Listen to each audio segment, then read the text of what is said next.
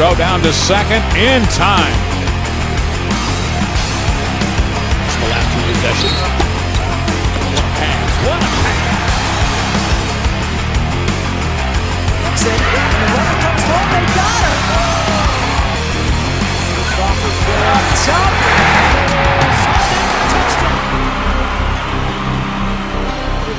I'm ready to go. Yeah. Welcome to this week's Big 12 Report, presented as always by Dr. Pepper. I'm Wendell Barnhouse, Big12Sports.com correspondent, and this guy is Carter Babb, my co-host. That's me. Well, after many, many years as an assistant coach, Texas Tech coach Chris Walker is finally getting the chance to be the man in charge. Now, we caught up with Coach Walker back at Men's Basketball Media Day to get his outlook on the season and how he's approaching his first year at the helm. After winning just 8 games and finishing 1-17 in the Big 12 Conference last season, Texas Tech figured to face a challenging 2012-2013 season.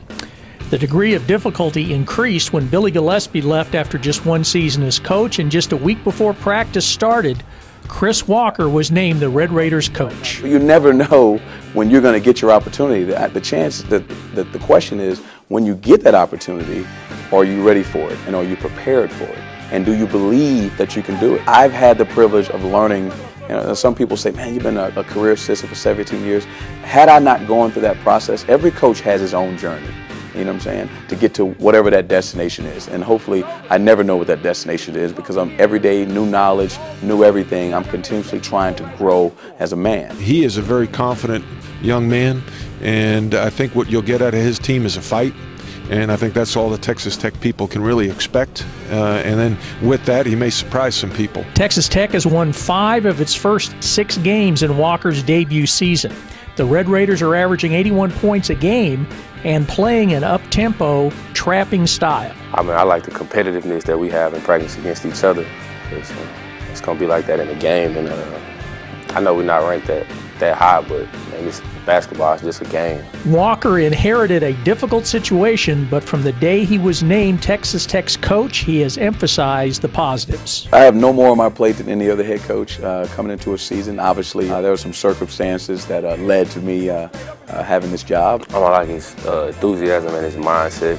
You know, my emphasis right now in practice is attitude. I like how he just wants us to be great men and wants us to understand. It's a process, but I think it's really on the players as far as buying in, as long as we all buy in.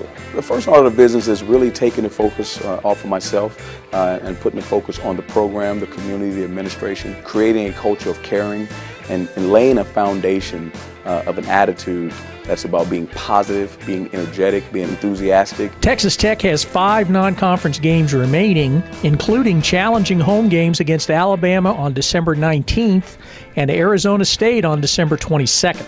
The Red Raiders will open Big 12 play at TCU on January 5th. I'm going to measure, shall I say, the program by how hard we play for the name on the front of the jersey every single time that we step on the floor. How enthusiastic our fans are and our fan base are about coming to the games and supporting our programs, not just because they play for Tech, because they love the kids and the desire and the hard work and the diligence they see them every time they step on the floor. And if they do that, and my staff works tirelessly to put the best product on the floor that we can, and these guys grow as men, they grow as students and as athletes, and they're the best Texas Tech basketball team they can be by the end of the season, I'll be happy and I can live with that. You know, it really seems like he's trying to change the culture of Texas Tech basketball, and he really seems like a really decent guy, so I hope they have a good season. He's the kind of guy you want to root for. No That's doubt. right, and if I were a high school senior, I'd go play for him. He seems like a really nice guy. So, well, with another weekend without football, we're left with lots of basketball this weekend. So, Wendell, why don't you give us the lowdown on what the games are this weekend? Well, Carter, we've got about 2 weeks remaining in the non-conference schedule, and it's kind of a light schedule this week because most teams were in finals, but there are a number of games this weekend as the men's and women's teams kind of get back into action. 6 men's teams will play Saturday. Oklahoma takes on Texas A&M in the All-College Classic in Oklahoma City. West Virginia is going to take on number 3 Michigan and former Mountaineers coach John Beilein in Brooklyn, while Kansas State will play number 14 Gonzaga in Seattle. Now, those are the top men's teams in action this weekend, and there are 8 women's teams in action Sunday. probably the top game is a showdown of ranked teams in Austin, as number 13 Tennessee will take on number 18 Texas. You know, those are some good ones. The Big 12 really has a chance to get a few statement wins this weekend against some pretty quality teams, so it should be fun to watch. Well, with that, we've come to what you've all been waiting for and what I've been waiting for since the start of the show, which is the world-famous shout-outs from Wendell Barnhouse himself. Wendell, what's good this week?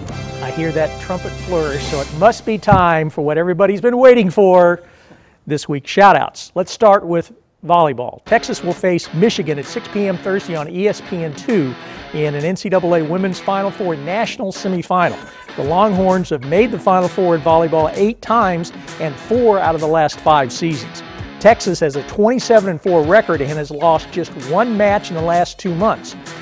Texas won 12 of 13 sets in winning 4 NCAA tournament matches in Austin to reach the Final Four, and UT's regional final 3-set sweep of USC was its first sweep in a regional final since 1988.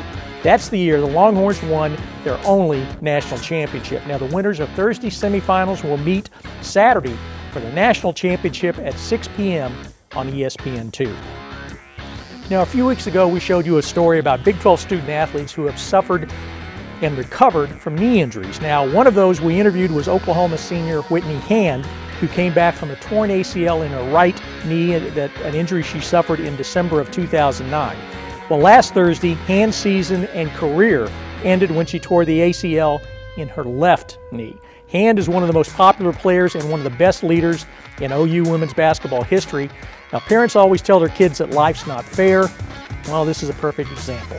Now, Whitney Hand will bounce back and rehab her knee injury, but she deserved a better end to her season and her career. Now, we're taping this show on Wednesday, December 12th, 2012. That's 12/12/12 on your calendars, and it marks the end of our 12 days of the Big 12 celebration.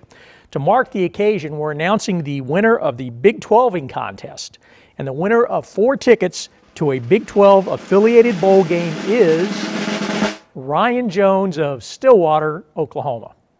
Gee, that kind of felt like American Idol or Dancing with the Stars. That's a big deal. That's a big deal. Well, congratulations, and that's a great way to wrap up the 12 days of the Big 12. Well, that's it for another exhilarating edition of the Big 12 Report. As always, for all things Big 12, be sure to check out our website at big12sports.com and follow us on Twitter at Big 12 Conference. We'll see you next week. Oh, look at that. That's pretty cool. Yep. Wow. Nice. Hey! Welcome. What's wrong with that? You just stand up and start. Hold on, I feel you looking at me. Sorry. And the winner of 4 tickets to a Big 12 affiliated bowl game is... Sort of felt like America. Oh, okay. Well, gotta say a name. I am Who sorry. won? I am sorry. I am sorry. Who's the dirty old man here? That's the blooper reel that will never leave the office, okay? Good night and have a pleasant tomorrow.